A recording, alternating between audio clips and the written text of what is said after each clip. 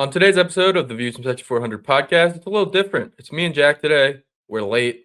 I was sick for a little bit. And then, of course, the holiday on Monday.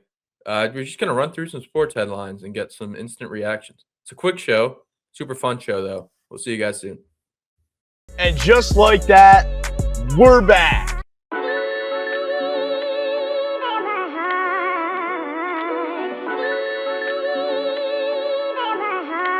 A16, turn me up.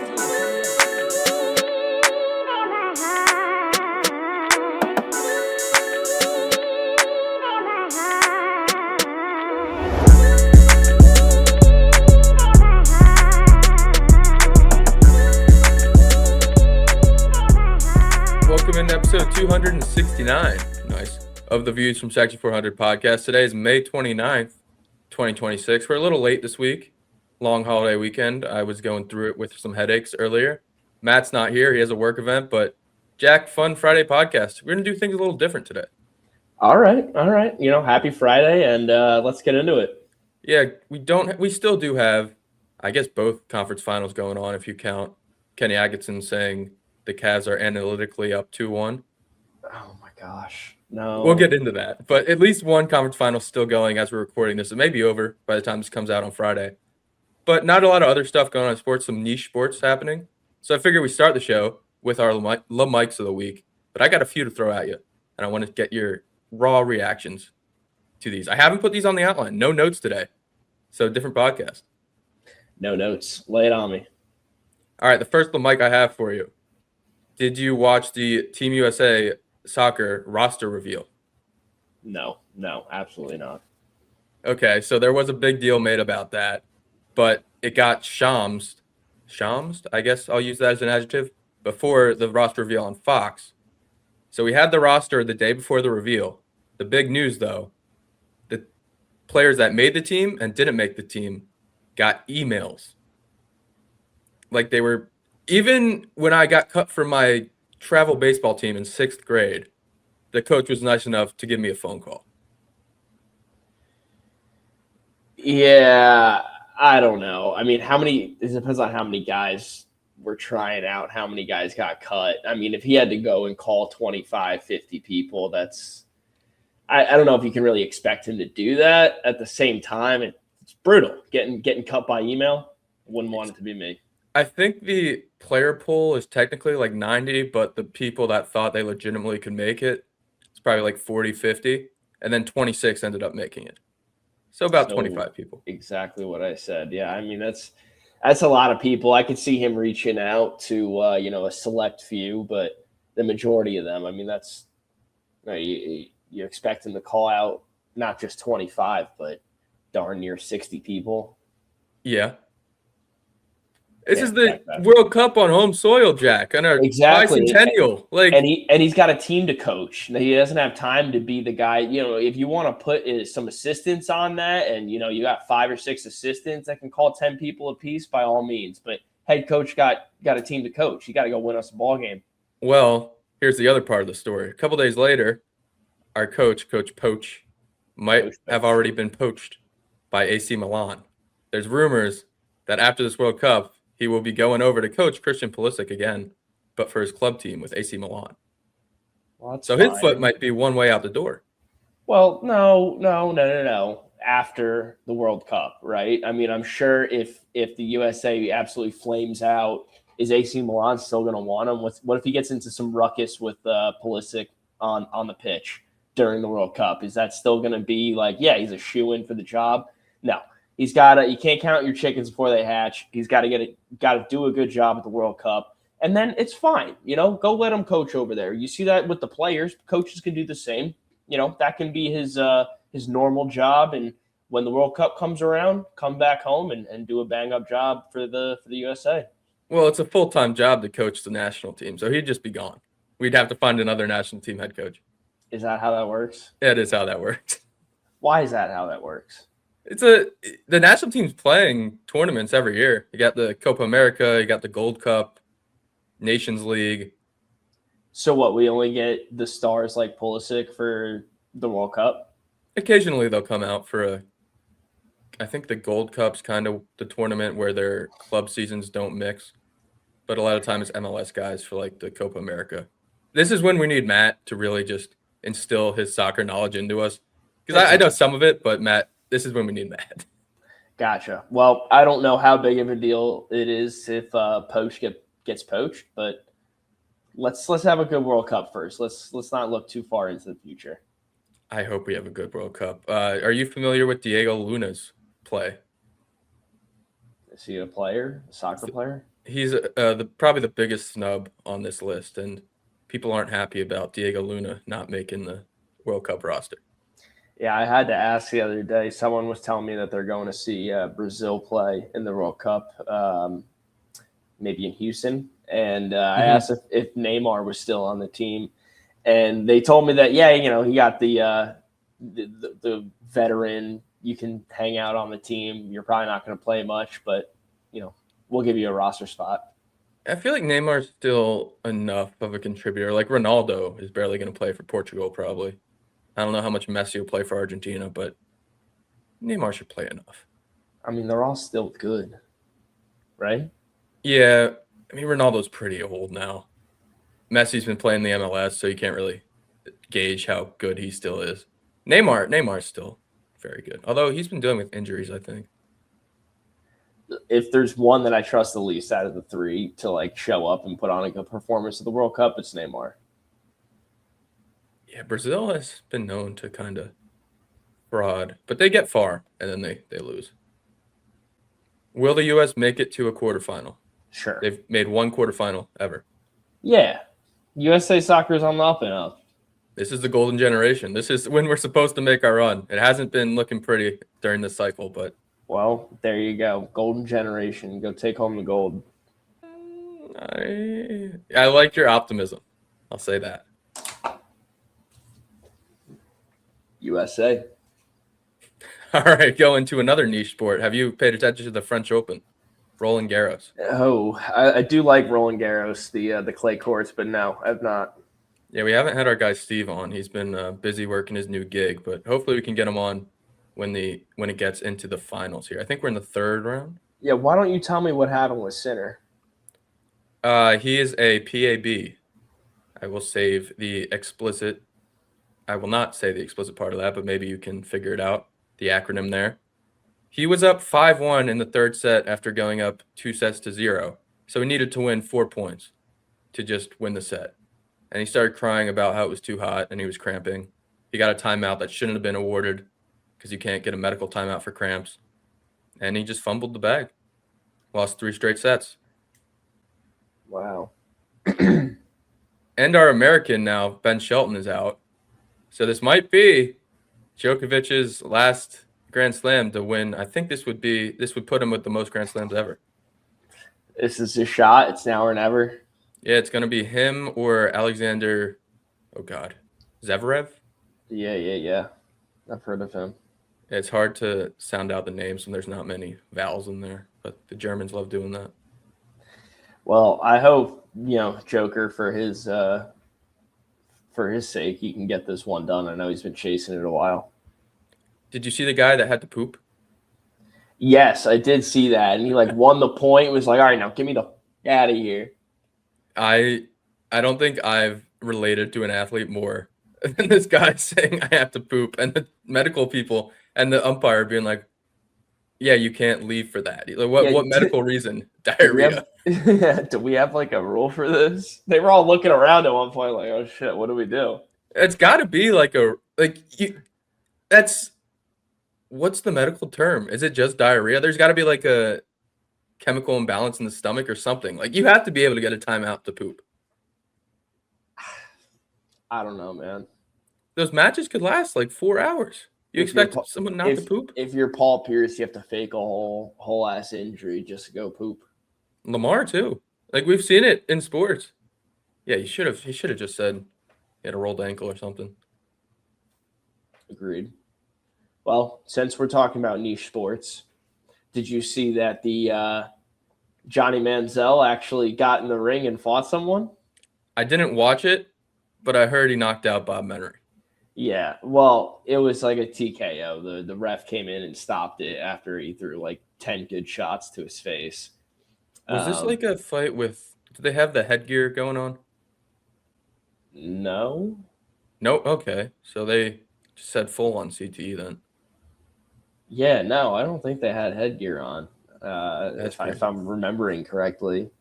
But also Lance Stevenson fought Michael Beasley at this event. Michael Beasley, the old basketball player, the Knicks. Yes, He was Brandon Ingram before Brandon Ingram. Just always e- high on the court. exactly. He Who won fought that? Lance Stevenson. Lance Stevenson won. Did Lance blow in his ear at any point?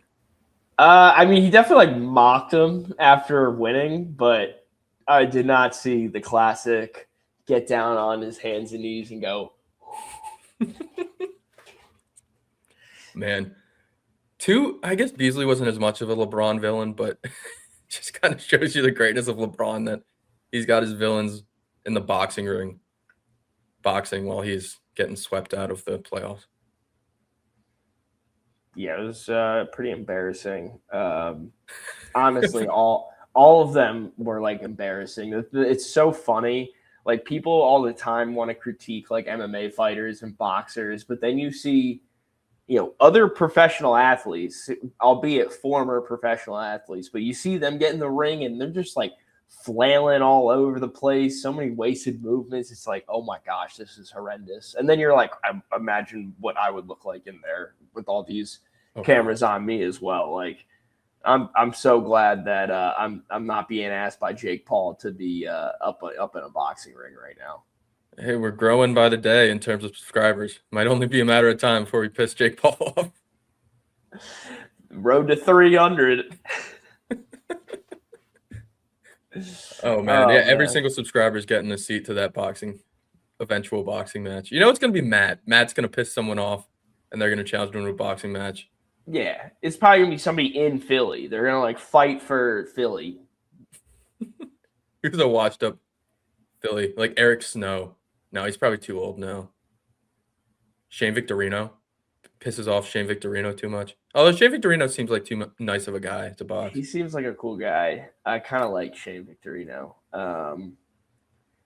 It's got to be. It's just like Utley, like a 70, 80-year-old Utley. Utley just being a complete dickhead. Yeah, I could totally see that. Yeah, he'd probably slide into his knee and break his leg.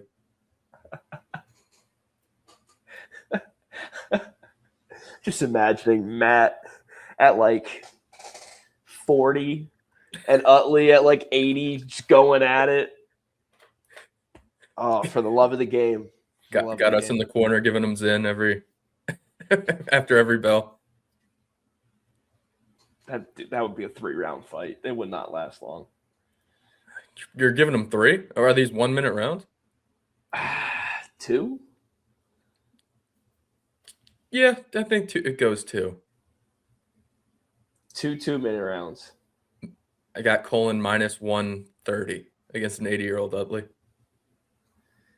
See what they look like in 10, 15 years. What else happened while we were away during our sports hiatus? I guess the Knicks swept the Cavs. The Knicks kicked the crap out of the Cavs. And like you said earlier, Coach was saying analytically we should be up 2-1 in this series after Game 3. And, the analytics can say what they want. At the end of the day, you have James Harden. They have Jalen Brunson. They got it done. Yeah, I think this might be the end of the James Harden era. It should have ended a while ago. It really should have, but he was so bad. And even Donovan Mitchell wasn't that good. Stop it. He was fine, but I think we're starting to learn. And I love Donovan Mitchell. He's probably, I think I put him on my 5 favorite. Maybe I didn't put him on my 5 favorite player list, looking back at it. But we might be to the point where I'm finally going to say he can't lead a team to a championship, which is sad. Look, you play 5 players on the court. The better teams have rotations that are like 8 to 10 deep. He's one guy. And I know Evan Mobley's like pretty good at some things. Jared Allen has shown that he can be like a good big man at getting boards and operating down low, but you really don't have a lot in Cleveland at all outside of Donovan Mitchell. I feel like I've been seeing him put on the LeBron show over the past few years, just willing his team to the playoffs and kind of deep. You wouldn't think that. I mean, you did because you had faith in the Cavs this postseason. But to me, I look around. I look at the Cavs. I see Donovan Mitchell, and I'm looking around at a 2, right? Like Mobley, like I said, is good. Allen, Mobley played well, and he did play well, but he wasn't a 2. The way that Cat's a 2. You know what I mean? Like that's so different. And then, we want to get into the Knicks, and we can get down that rabbit hole. But just to say on Donovan Mitchell, I feel like, they got to get him some help. This man has never had any help, and he's still making the playoffs every year. He's still making a push. He's trying to put the team on his back. He needs some help. It's kind of the same thing it was with Utah, where it was Rudy and I think they had another decent guy. I can't remember that far back, but he's always kind of been, and that's why I say he can't do it alone. No, he can't. But not a lot of guys can. But I want Donovan Mitchell to be in that tier of guys that can, but I honestly, Brian, I'm gonna be completely honest, like I don't know if that really exists anymore. Like you see Jokic this year with no help, can't do it. You've seen LeBron, those Cavs years towards the end when it was J.R. Smith, like no help. You can't do it alone. You really can't, especially when the other teams are throwing out rosters, as we're saying, the Knicks, the Thunder, that Warriors team that LeBron was going up against. I mean, they're stacked 6, 7, 8 guys deep, and you're one man. Yeah, I guess the last – I don't even know the last team to really – probably Dirk. And even he had a decent supporting cast, but he's probably the last guy to do it alone, quote unquote.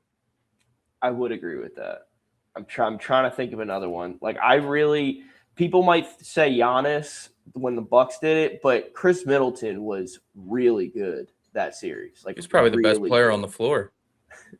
He may have been better than Giannis in some of those games, but at least at the end, like fourth quarter, it was Chris Middleton. Yeah, Drew Holiday was huge in that series for them. That's a hell of a series. That's a weird year. That was Bucks and Suns. Guess it was right after COVID, so you still kind of had the effects of that. But yeah, how about the Knicks though? I mean, so awesome, dude. I'm ready to see Madison Square Garden on fire for real. That's really because we've continued to say, even as the Knicks have won now 11 games in a row, right? They were down 2-1 to the Hawks. They were down 2-1, yeah. We've still continued to say it feels like the winner of this Thunder and Spurs series, and it could be the Thunder by the time people are listening to this, although I think the Spurs will get the NBA needs in Game 7.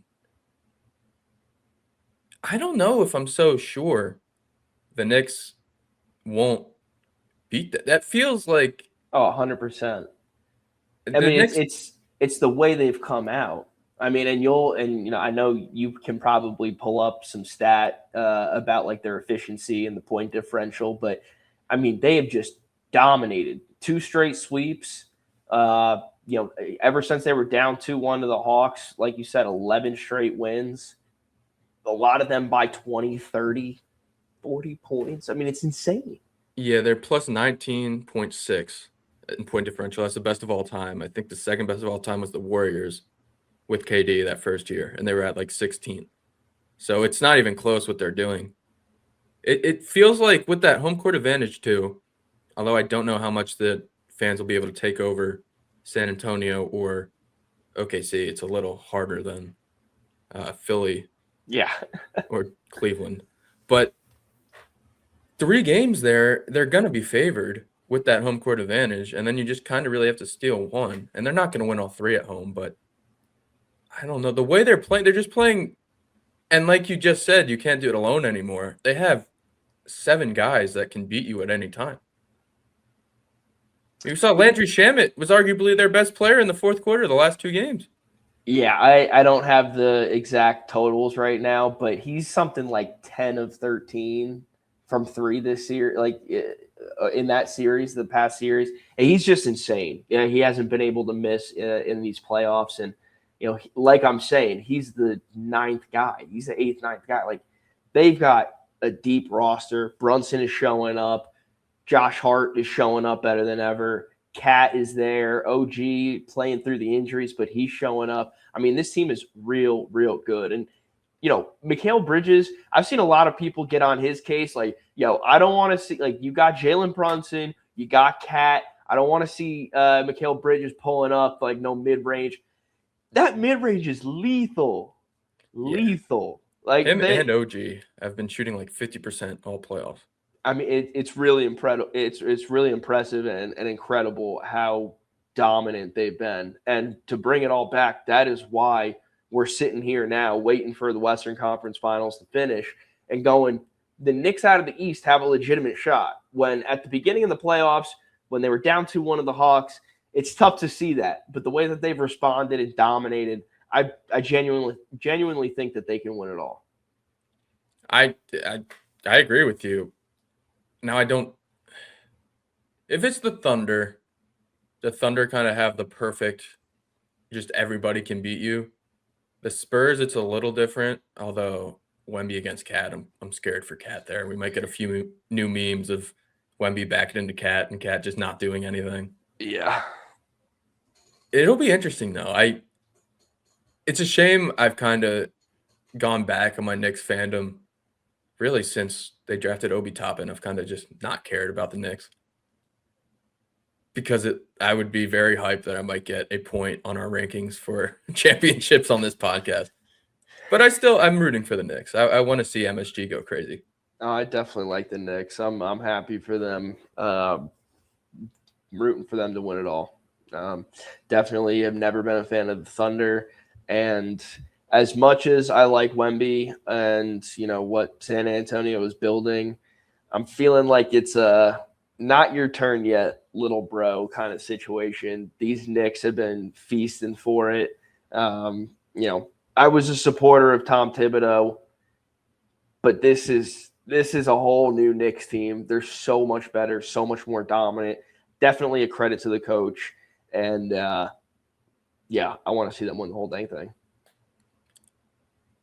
It'd be really cool for at least my college basketball brain if Fred VanVleet and Landry Shamet got rings for that Wichita State little mini dynasty. I know Ron Baker and Anthony Early will never get one, but still, 2 out of 4 ain't bad for Wichita State. Whatever floats your boat, Brian. I hope that helps you sleep a little better if it happens. Yeah, I know Spurs Thunder's happening tonight. Series may be over, but we can talk about leading up to this. I've kind of fallen in love with Wemby throughout these playoffs, and the last couple of games, I've kind of shied away again. I like that he brings the old school mentality of like, I hate you. I want to beat the pulp out of my opponent.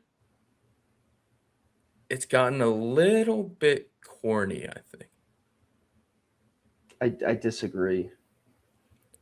Like him telling, is it Luke Cornett? Yeah. Luke Cornett and Bismack Biyombo to go after Jared McCain after he checked out with like a minute left. I don't know. I mean, I don't know if he said go at McCain. I did see the clip that you're talking about and, what happened there. We're not privy to exactly what he said. All we know is that he said something, and then those two responded as such, and I am fine with that. I'm absolutely fine with that. If you're watching the whole series and see the way that the Thunder have been treating him and what Lou Dort has been doing to him and Chet and everybody, I mean, you can look at so many different players and be like, it's kind of gross that you did that. Like, it's almost like you should be embarrassed that you're behaving like that. Like, did your mom teach you better? It didn't start right there, Brian. I promise you that. Like I said, Dort, Chet, Caruso, like I've been seeing it from the Thunder all series. If the Spurs bench players want to take some shots for their big man, at the end of a game, by all means, I'm for it. Because the refs ain't doing shit about it. It's been a very oddly reffed series.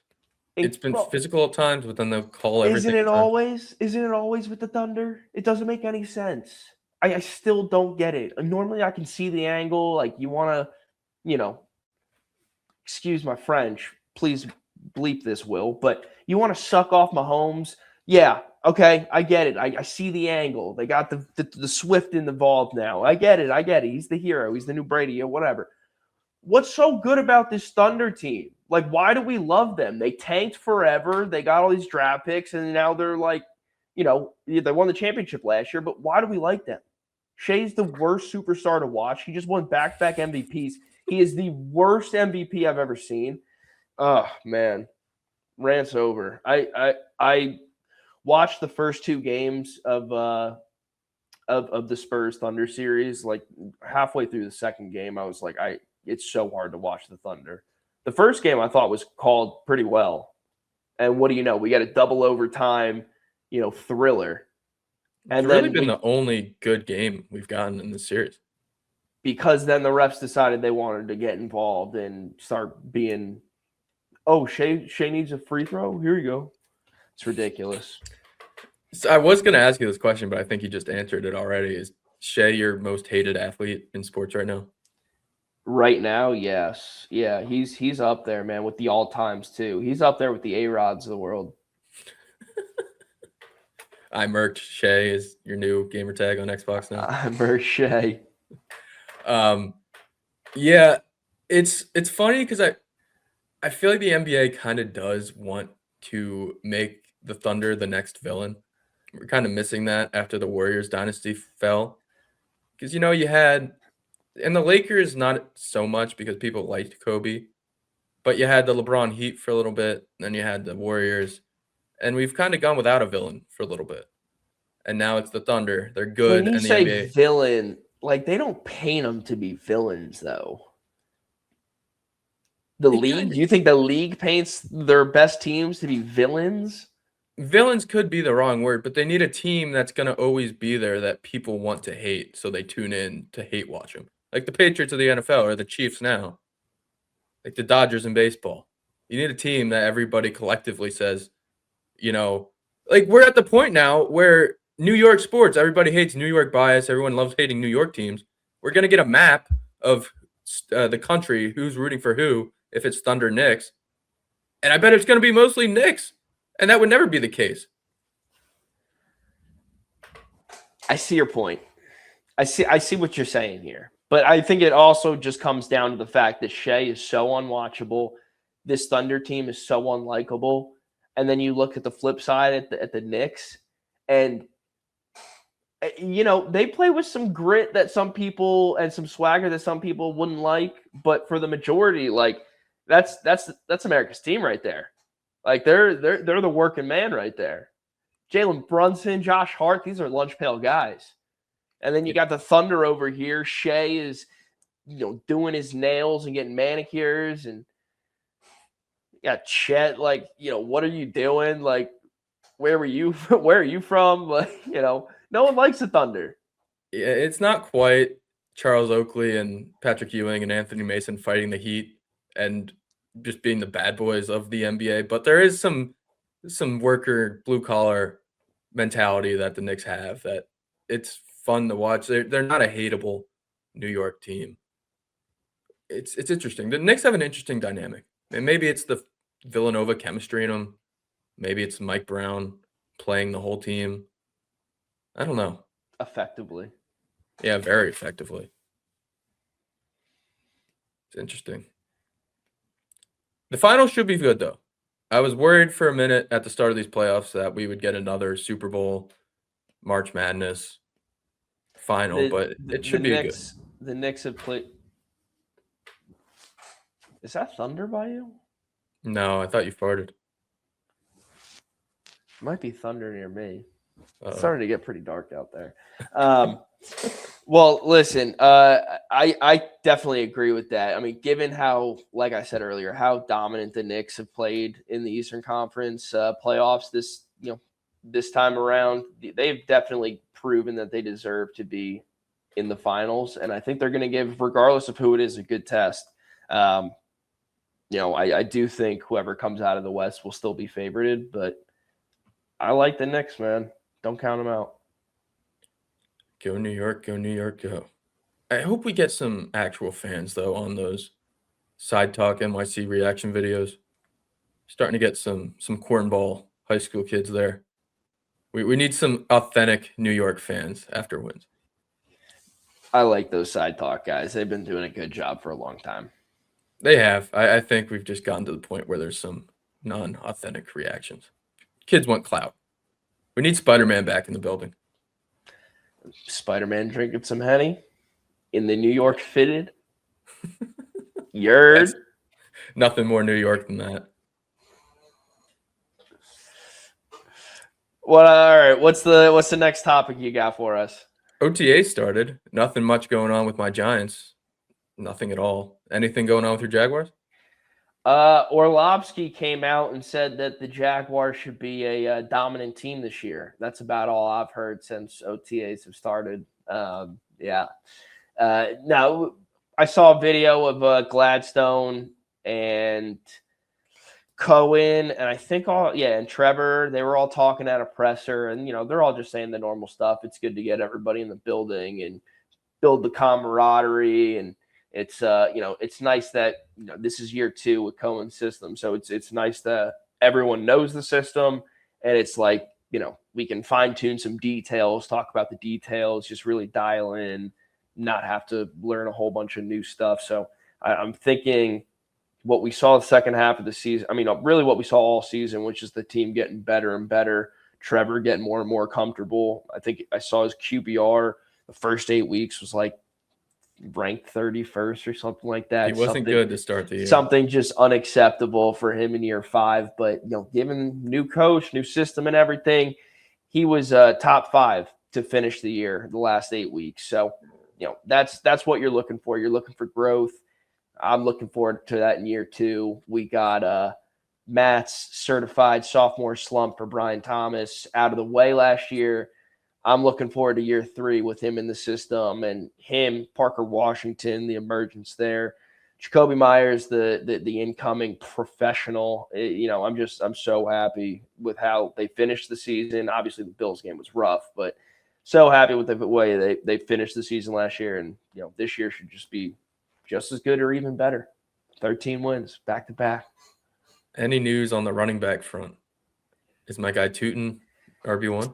Yes, he is. He will be RB1. Chris Rodriguez should also have a major role. There's a reason we brought him in. He also worked with Cohen when they were at Kentucky together. So, a familiar guy, a guy that he likes. I expect it to be mainly a 1-2 between them. But, we also got LaQuint Allen in the draft last year, and he was a guy that I think has some passing chops, good pass pro. So I'm looking forward to seeing what they can come up with. I definitely don't expect the Travis Etienne sort of 1,000. He had a great year last year. Travis Etienne Jr., I guess. Now, I don't really expect the level of production that we got out of him, right? He was a first-round running back. Probably should have been a second round. Thanks, Urban Meyer. But he was a good prospect, and coming off the injury his rookie year, much better as the years went on, and it's going to be tough that we don't have him anymore. Now he's down in New Orleans, but we should be able to replace that with a couple other guys that we do have. I know we've spent a lot of capital on some blocking tight ends and boosting the O-line. Hopeful that it's not necessarily the arrow, but the bow, if you're catching my metaphor. I'm hoping we get good blocking, good schemes, good, play action that's, passing that's opening up the running game. And then the running game is going to be able to, be all right from all that. So you're thinking Soupy. Soupy? Soupy. What does that mean? You're thinking bowl. Oh, buddy. Aren't you always? Aren't you always? Yeah, I guess I forget what it means to have expectations for my football team. Oh, man. No, It's a new experience for me. Jaguars fan, long time. I've been around. Even when we had that run with Bortles, man. I mean, that was the best year since I've been a fan. Was that Bortles AFC Championship year where we should have beat the Patriots and Miles Jack wasn't down, and even Brady knows Miles Jack wasn't down, Gronk knows, and Edelman, and all them talk about it so openly. Oh, Miles Jack wasn't down. We should have lost that game. Yeah, I mean, ever since then, man, it's it's been rough. So having expectations is it's not something I'm used to. It is kind of crazy to think about. The Jaguars might have higher expectations than the Eagles. You may be the biggest expectations on the podcast. Is that fair? Maybe even. That's like saying the Eagles' window is closed. Like they just won a Super Bowl 2 years ago, 3 years ago. That was not. What was that 3 years? 3 years ago. Yeah, they all hate Jalen Hurts. 3 seasons ago, they just won a Super Bowl, and I know the past 2 years they've flamed out in the playoffs. I mean, they still had great regular seasons. Went into just about every single game, being the favorite. It might have been a year ago. No. They won the Super Bowl. No. I think so. Eagles and then Seahawks? Was it? No. Were the Eagles defending champs? I think so. No. Who else would it have been? The Chiefs didn't win one. Am I tripping right now? Am I like that hardcore into basketball that I'm forgetting about everything NFL? I don't think we had. No, didn't they lose to the Bucks like 2 years in the first round? 2 years ago in the first round. I think that was in between Super Bowl appearances. Yeah. Oh, okay. It went Kansas City over the Eagles, Kansas City over San Francisco, and then Philly over Kansas City, and then Seattle last year. Wow. So I guess that's even more to your point. The window's still open. That's even more. I mean, that's just a total knucklehead. I can't believe I forgot that on my part. But I was time of the sports calendar. No, exactly. For some reason, I was thinking, obviously they didn't win it this past year, and then the year before that, I was thinking that was that Bucks loss, where they lost to Baker. But I guess that was. Point remains, the Eagles are a good team. They'll be back. I guess if we're going by trend, that means they're going to be in the Super Bowl this year. So they were in Super Bowl. That means. Bad year. In Super Bowl, bad year. Oh, God. I can't deal with that again. Pretty cool if we got an Eagles-Jags Super Bowl. Would it? Yeah. Yeah. Yes. I might have to skip the podcast that week. Can't face the music? No, I don't think I'd be able to get a word in. I would just let you two go at it all week. You know what? For the sake of the show, I hope that happens. Eventually your team should be there again. It's not going to happen this year. No, I don't expect that. Malik Neighbors is not getting good updates, and there's some locker room turmoil that I don't feel like we need to touch on, but I'm sure you. I thought I tried telling you that he was. It wasn't looking good for Mr. Neighbors. I had that. Can't speak. I had the blinders on, but they are now fully off, and I'm a little worried. Isaiah Likely is going to be the only viable receiver. Darius Slayton's even injured. Oh, jeez. War Eagle. Yeah, War Eagle. Well, speaking of viable receivers, I don't know how much this guy will be involved as a receiver. Definitely some, but Travis Hunter. He's looking pretty freaking jacked. We had a lot of time to lift. Yeah, I know he had a bad knee injury, and he was saying, he couldn't run, so he was in the weight room all day, every day. He said the weight room was his best friend. Love to hear that. But then you love to actually see it, shirt's looking a little tighter, muscles popping a little bit more. Like that's what you want to see out of a guy, especially when you expect him to play DB in the NFL. He's got to be able to make some hits. So I'm looking forward to seeing what he can do this year. And hopefully he gets back to the field sooner rather than later from the knee injury. Oh, yeah, he'll be back quickly. No, I mean, he's like back, but He's a I'm just freak. saying, yeah, no, he's already like back, but I'm just saying, I hope he's like good to go, game speed, game shape. That's not always the easiest to get to. True. He'll get there. He's a freak. Yeah. I did want to touch on the Mets real quick. I had a question for you. For me, about the Yep. Mets. Yeah. Okay, here we go. So if you're pitching at any level and there's Sure. a runner on second base Sure. and you give up a single, a double, a hit to where you believe the runner from second is going to come around third and try to score, what are you doing as the pitcher? Backing up the home plate, backing up the catcher. Okay, and then say you forget to do that and the inning ends and you go back to the dugout. What do you expect to happen? Coach to ream me out. Yeah, I Yep. expect the coach to ream me out. That's exactly the answer I was looking for. So the Mets lost again the other night, and David Peterson was on the mound, and he forgot to back up second base, or forgot to back up home plate when the runner was scoring from second base.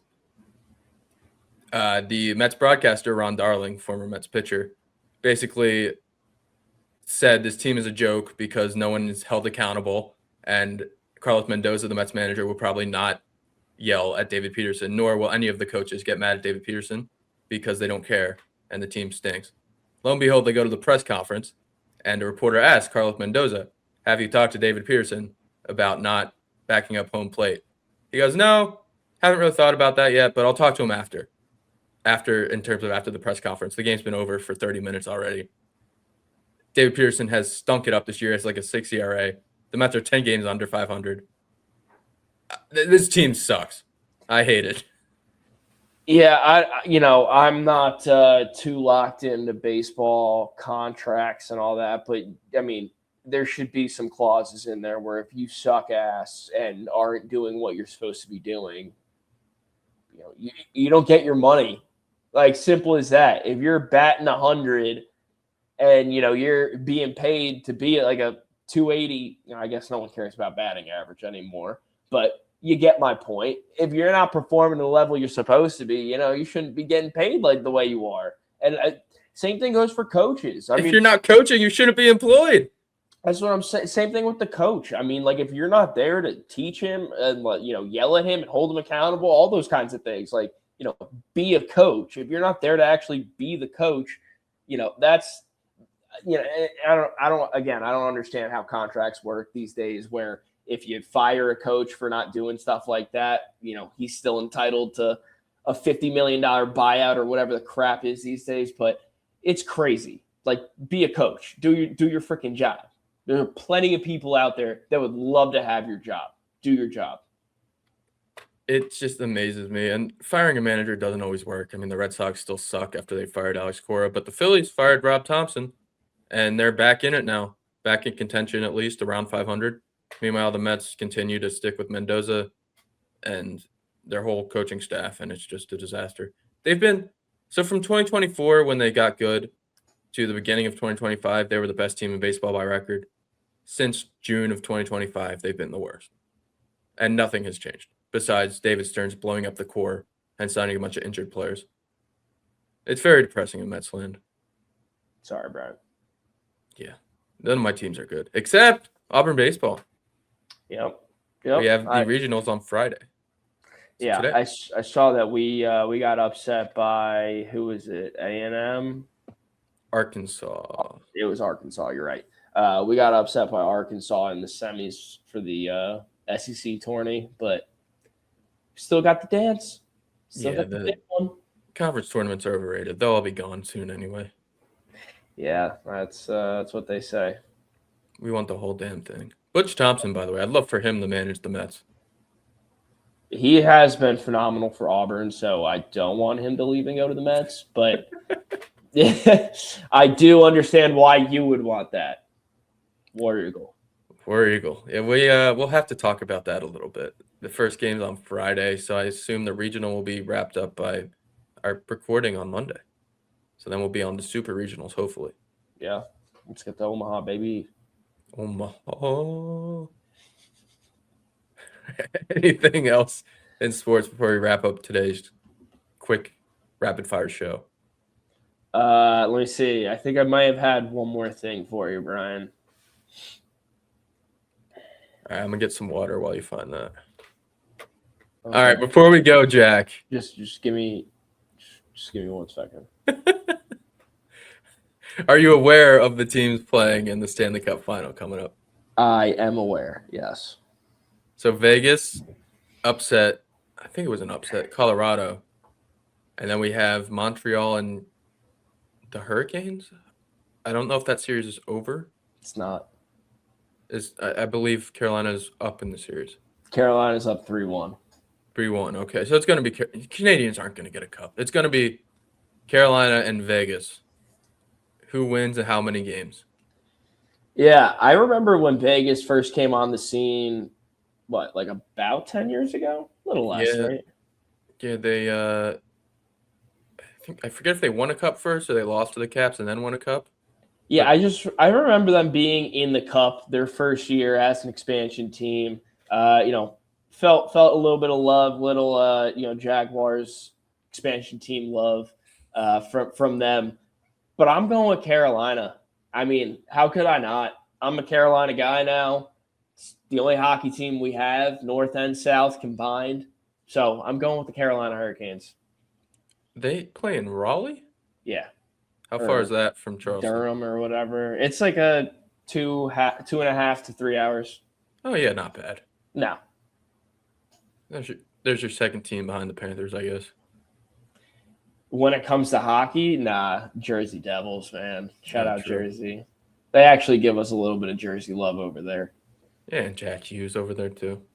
It's a good name. It's a fun team. Great name. It's a gold medalist right there. Shout out Jack. So you're going with – shout out Jack. You're going with the Hurricanes in how many games? Carolina in 6. All right, I'm going Vegas in 7. Give me some Jack Eichel magic. It's the only player I know on the Golden Knights. There you go. Shout out Jack. And that was talking hockey and talking Jacks. Talking Jacks. A lot of Jacks in hockey. Never made it. Not me. A lot of Jack. That's got to be the most common. Jackson hockey, Jalen's in the NBA. MLB's got to be like Kyle. Matt, Paul. Matt. Probably Matt. Yeah, Matt's probably up there. Or Francisco, sneaky. Maybe not. Maybe just clouded by the Mets having 2 Franciscos. Juan. David, yeah. David's a good one. Pete. Ooh, there's a lot of Pete's. Pete might be it. A lot of Pete's. All right, Pete's going to be my final guess. I'll look it up. Give me a final guess. I'm going Mike or Michael. All right. The most common name is Nick. The end to my M. It was Nick, not Mike. Yeah, historically, though, Matt and Michael have been the most prevalent names. Pay me. There you go. All right. That was the show today. We'll be back to a normal schedule next week with the full crew back. A little bit of a weird week this week with the holiday and me getting sick, but we'll be back to normal for the NBA Finals and I guess the Stanley Cup Finals next week. Go Spurs. I don't want to watch the Thunder in the finals.